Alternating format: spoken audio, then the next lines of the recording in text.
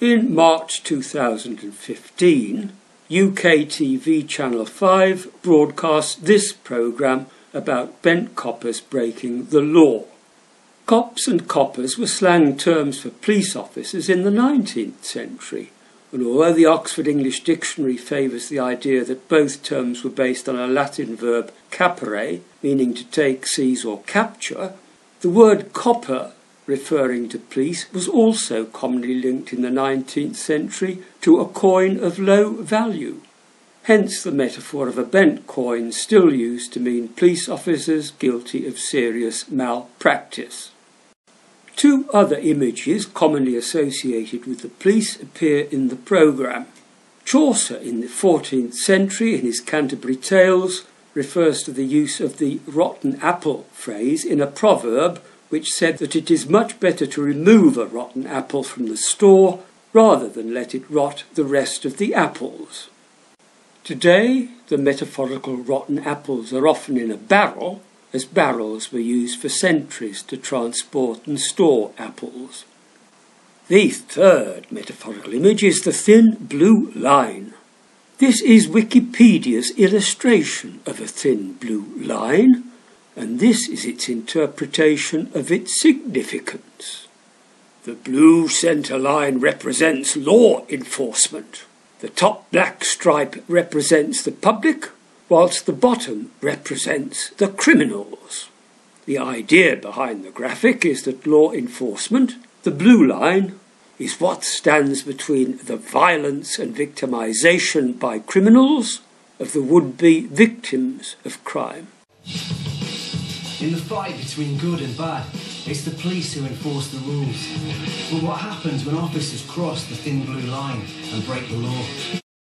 In Ben Britain, cops have used their uniform to steal from the public. This film reveals how police officers break the law and how their colleagues go the extra mile to catch them. These are the stories of Britain's bent coppers. There are 120,000 police officers in the UK, but while most uphold the law, hundreds every year are disciplined, sacked, or even jailed for being bent. Their crimes range from theft and robbery to sex offences, violence, and even murder. These comments from the opening minutes of the TV programme reveal the sort of picture of the police that is being presented. There are 120,000 police officers in the UK, but while most uphold the law, hundreds every year are disciplined, sacked, or even jailed for being bent.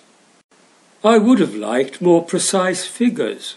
Most uphold the law could mean that 59,999 are bent, whereas the hundreds being bent could be 200, which would be only 0.16 recurring %.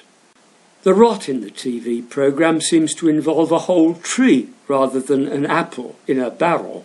This bent cop pleaded guilty to the GBH, misconduct in a public office, and conspiracy to kidnap. He was sentenced to 13 years behind bars. The Met had successfully rooted out their rotten apple. The general picture given in the programme is of comparatively few officers being punished for their crimes because their former colleagues went the extra mile to bring them to court, with a little help from members of the public who complained about their treatment by the police. I was particularly interested in the Channel 5 programme because one of the police officers who is said to have gone the extra mile has the same name as one who appeared in a 7-year-old YouTube video of mine called Sussex Police Hall of Shame, as one of the Sussex police officers affected by rottenness. You can now see video of the Sussex Police criminal and the Sussex Police hero from Channel 5, followed by a little of the large amount of evidence I have of Sussex Police malpractice and how the Channel 5 hero fits into it. Roger Parker worked closely with Alexis at Gatwick Airport. We patrol, we walk around together, literally work as a team. And as such, you rely on each other. She was great at her job. She had numerous commendations for good work. particularly in anti-terrorist roles. And she was really good at recognising people that shouldn't be where they were. Alexis Scott was a PCSO employed by Sussex Police to patrol the North Terminal at Gatwick Airport. In April 2013, Hatisi Akbarak was looking forward to a trip to see her family in Turkey. Shortly before boarding a Turkish Airlines plane for a visit to Istanbul, this woman was stopped in the boarding gate area by a PCSO who asked whether she was going to Iran and whether she was carrying anything, particularly money. And when the woman said she was carrying £5,000, PCSO Alexis Scott took her to a quiet area, said that she was not allowed to carry that much money, and that she, the PCSO, would need to take it. She would not be giving a receipt, but the woman would be refunded by immigration on her return to this country. Worried about missing her flight, the woman handed over £3,000 belonging to her nephew. When the traveller returned 10 days later and found that no refund was available, she reported the theft to Sussex Police. Hatisi reported the theft of £3,000 to Sussex Police. The file was passed to Detective Sergeant Niall Maloney, a specialist trained to investigate police corruption in the force. On every occasion, the first thing you hope is that it's not true. Fundamentally, none of us want to believe that any of our staff would commit criminal acts. Niall had no idea if the thief was a PCSO, an officer, or even a member of the public in a fake uniform, so he set to work. When we reviewed the CCTV and could see that on more than one occasion the suspect actually appeared to be Alexis Scott. There she was, on the CCTV, right time, right place, right uniform. Showed Alexis entering the secure area of the airport, going through security, walking to the gate rooms, and then returning out through the airport, having committed the thefts. There was just nobody else there apart from Alexis. PCSO Scott was questioned by her own colleagues, where she denied any theft of cash. But she didn't realise that more victims were now returning to the UK and asking for their money back. In total, 7 had come forward, reporting thefts totalling £15,000. Police believed it had to be Alexis, but they needed more evidence to prove it. Card swipes, radio traffic from her personal radio, her mobile phone records, Gatwick Airport's records around the flight movements. All of those things are all held on computer systems that we were able to analyse and piece together. So we created a timeline, and from that timeline it was quite easy to see Alexis was the only person present who could possibly have committed the theft. 12 months after she was arrested, PCSO Scott stood trial. She denied everything, but was found guilty on 6 out of 7 charges of theft and 1 count of misconduct in a public office. She is now serving 5 years in prison. You don't just wake up one morning and walk into the North Terminal at Gatwick Airport and start taking money off people. That takes a lot of thought and a hell of a lot of front. Maloney's idea that Scott's behaviour took a lot of thought is odd. To many people who do not know as much as Scott probably knew about how Sussex Police deal with complaints from the public, taking money from airline passengers must seem rather to have involved extreme stupidity. I know that Sussex Police often refuse to record complaints, and that the vast majority of complaints actually recorded are classed as unsubstantiated. My YouTube video, Sussex Police Authority Spills Secrets, features Chief Inspector Natalie Maloney reporting to a Sussex Police Authority committee on the number of complaints from the public in the Lewes district which had been upheld in the previous 12 months. None of the complaints against any of my officers over the last year have been substantiated.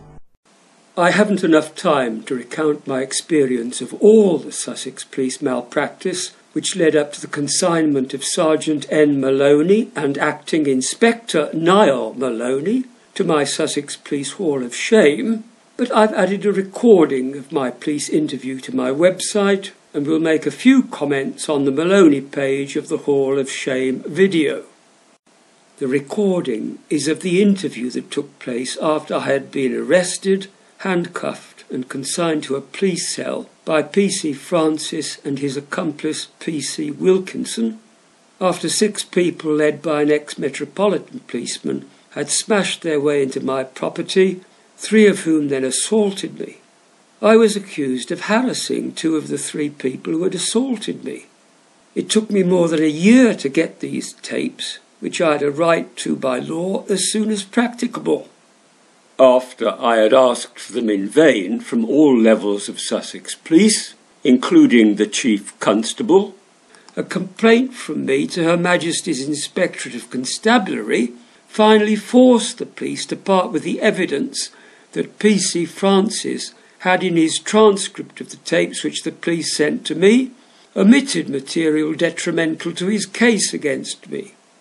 Anyone wishing to study the workings of a Sussex police brain, providing they have an internet browser which supports MP3 files, can access the link to the interview by visiting http://www.ggm11plus.com interview htm. This is the Maloney page of the Hall of Shame. Sergeant N. Maloney, on the 4th of July 2006, had a similar signature to that of Acting Inspector Niall Maloney on the 31st of August 2006. But it is possible that the detective sergeant in the TV programme is a different Maloney altogether. In case the page is relevant, however, I will continue. After I had been arrested and had the police destroy and damage some of my property, I was sent 3 witness statements from neighbours which were supposed to justify my arrest. 2 of the statements were by neighbours of the ex-Metropolitan policeman Maybury, my next-door neighbour.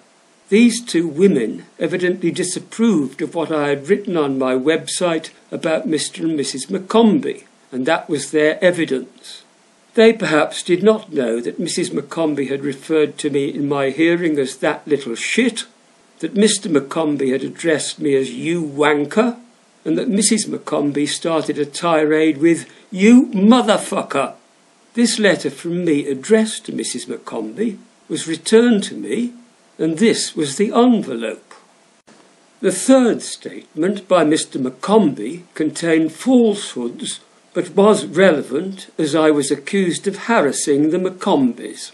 A dishonest report on my complaints about the police by Detective Inspector Preddy of the Professional Standards Department said that 4 close neighbours provided statements of evidence against Mr. Madden, and a dishonest report on my complaints from the Independent Police Complaints Commission included the statement, as you know, Mr. Maybury and Mrs. McCombie have made counter-allegations against you.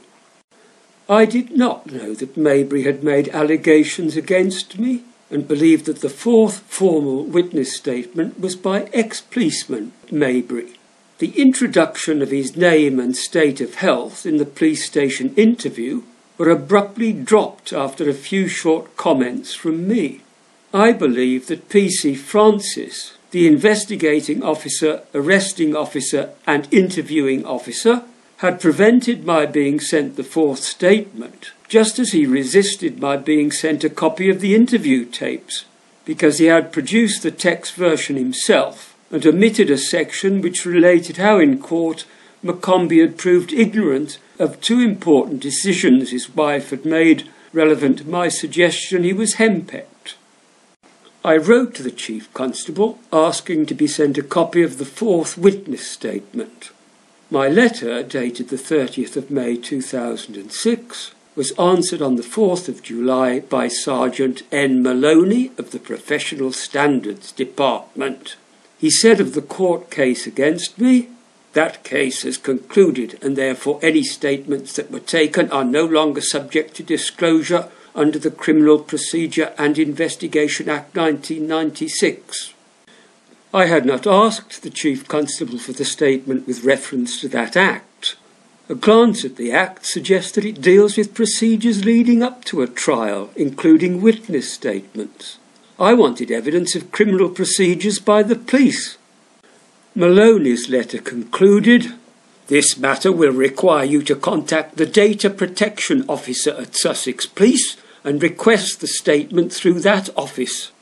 As that thin blue line incumbent had not gone the extra mile for the Chief Constable and investigated any data protection concerns himself, Sussex Police's Information Compliance Manager made it into the Sussex Police Hall of Shame, one position ahead of Maloney himself. When, using the Data Protection Act, I asked for a copy of a witness statement which had led to my arrest and damage to my property by the police, this person refused my request because he had a duty of confidentiality towards the person who had signed the statement. That person was presumably the ex-policeman who had assaulted me twice and who had been harassing me for 5.5 years, using abusive language, postal and courier services, telephone calls in the middle of the night, and threats of violence in an attempt to make me move house. At the end of the following month, Maloney wrote to me again. I had obtained photocopies of Sussex Police crime records and asked the Chief Constable to enter into the complaints register 2 complaints about dishonesty in records involving me. Acting Inspector Maloney answered letters I wrote to the Chief Constable asking for complaints about 2 dishonest records in the Sussex Police crime reporting system to be recorded by refusing to record them. That put him in my hall of shame. As I was finishing the script for this tiresome stuff, I went to the first police page on my website, searched for the word Maloney, and discovered he was a spokesperson for Sussex Police about whom I'd added comments on a news story in 2013. This is the entry. 18th September 2013. The Argus Co UK ran a story headlined, "Ex-Sussex Police Officer Thomas Grant admits illegally accessing forces' computers because he was researching a girl he fancied." The last paragraph of the story quotes Sussex Police Detective Sergeant Niall Maloney saying, "Members of the public can be assured that their details are safe with us." I added the first reader's comment. Why, when the story demonstrates that data about a member of the public is not safe with Sussex Police, does Maloney assure the public of the opposite? Does he assume that the public is stupid? Or is it he who is stupid, or worse, duplicitous? P.S. A few minutes later, having read 6 comments by other readers, I added another comment. The essence of the problem is not with the lower orders in the force, or with extremely tired metaphors like bad pennies or rotten apples, but with dishonest senior officers and a lax disciplinary system for which the Chief Constable and now, sadly, the Police Commissioner are responsible.